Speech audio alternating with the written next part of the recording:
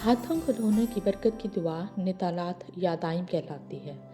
ज़बूर 24:3-4 में लिखा है, खुदावंद के पहाड़ पर कौन चढ़ेगा और उसके मुकद्दस मकान पर कौन खड़ा होगा? वही जिसके हाथ साफ हैं और जिसका दिल पाक है। हैकल मोरिया के पहाड़ पर कायम थी, जो कि मुकद्दस मकाम कहलाता है। हैकल के दिनों में काहिन खुदावंद की खिदमत से पहले अपने हाथ और पैर धोते थे।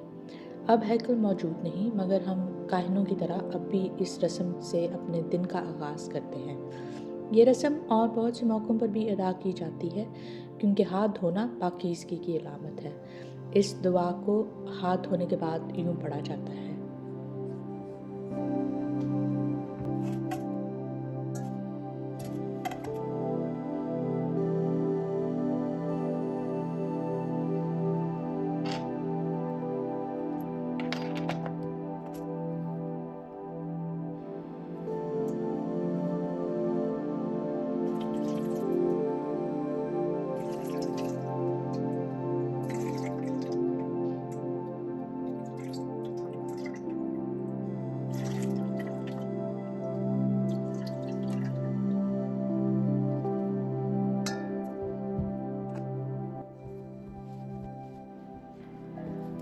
बारूख अता अदोनाय एलोहेनु मेलेख हाओलाम अशेर किदशानु बामित्सवोताव बित्सवानु आल नितलात यादाइम।